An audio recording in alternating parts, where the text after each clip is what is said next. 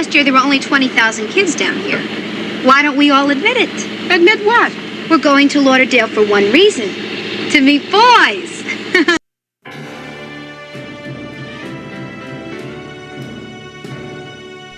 Where the Boys Are is a 1960 film directed by Henry Levin that would feature the film debut of several stars of the 1960s. This movie revolves around four college girls: Merritt, played by Dolores Hart; Tuggle, played by Paula Prentiss; Melanie, played by Yvette Mimieux; and Angie, played by Connie Francis. All four girls are friends who attend the fictional Penmore University in the snowy Midwestern United States. They all head south together for spring break in sunny and warm Fort Lauderdale, Florida. Despite not telling all of their parents where they're going and a shoestring budget, their real reason is to meet boys. Well, I certainly wouldn't mind dating some nice kids. Maybe even an Ivy Leaguer. Wouldn't that be the end there? A date with an Ivy Leaguer. All I want is to meet a boy with feet as big as mine. They quickly pick up a hitchhiking junior from Michigan State University named TV Thompson, played by Jim Hutton. Nicknamed TV because of his desire to work in the television business, he takes a liking to Tuggle, who soon discovers that he is more interested in sex than long-term commitments. Tuggle? Are you a good girl? Please, I don't want to disillusion you or disappoint Oh, you. no. I won't be disillusioned or disappointed. Are you a good girl, Tuggle? Oh. I knew it. Well, so long, TV. Angie meets a beatnik jazz musician named Basil, played by Frank Gorshin. What's dialectic jazz? I don't dig dialectic. What's the scene? Short girl, don't ever use jive talk in my presence. While Melanie meets a guy from Yale who makes her think he loves her, but he secretly only desires sex. Dear, why me? Girls in Lauderdale, you could pick and choose if you want. Make you choose me. Too many live-it-up kids around here. Why don't we cut out for a while, find some nice beach built for two?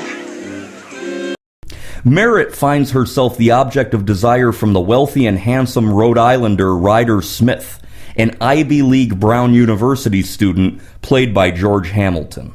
A rowboat will never be the same to me again. Would you like to stay aboard tonight? Where will you be? Not far. That's probably about the coolest approach I've ever had. While some of the guys are nice and others are jerks, all of these storylines come together as the girls wonder if spring break will bring them love or simply lust. This film was written by George Wells and was based on a 1960 novel of the same name by Glendon Swarthout. The original title was Unholy Spring, but it was changed to Where the Boys Are.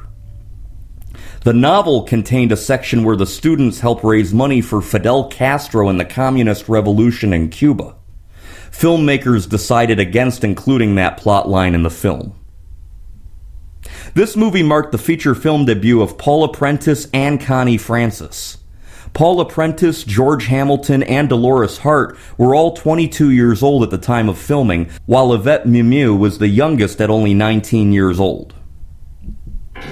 Connie Francis, who was one of the top American female recording stars of the time, performed the song Where the Boys Are, written by Neil Sedaka and Howard Greenfield.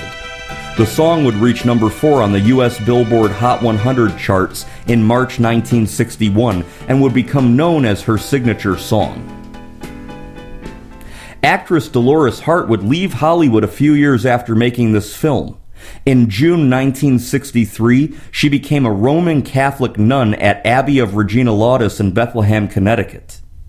As the actress who once gave Elvis Presley his first on-screen kiss, she is the subject of a 2012 HBO documentary, God is the Bigger Elvis, covering her abrupt departure from Hollywood for the convent.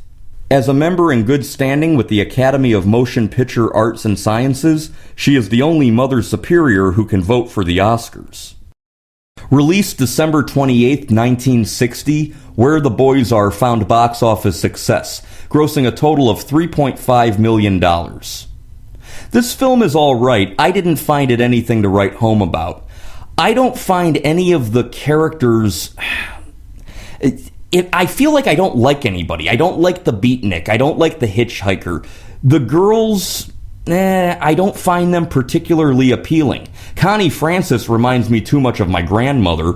Paula Prentiss never really did anything for me. And Dolores Hart, who was probably the prettiest one, became a nun, so I can't even think about that. I guess that leaves Yvette Mimieux, but her character in this film is so fragile that I find it to be off-putting. There is an undercurrent of sadness and tragedy in this movie, which pretty much encapsulated the whole decade of the 1960s. Nevertheless, films like this do show the impending issue of sex that would come to the forefront of American culture by the end of the decade. If you're in the mood for an early 1960s style look at a Florida spring break, you should check out Where the Boys Are.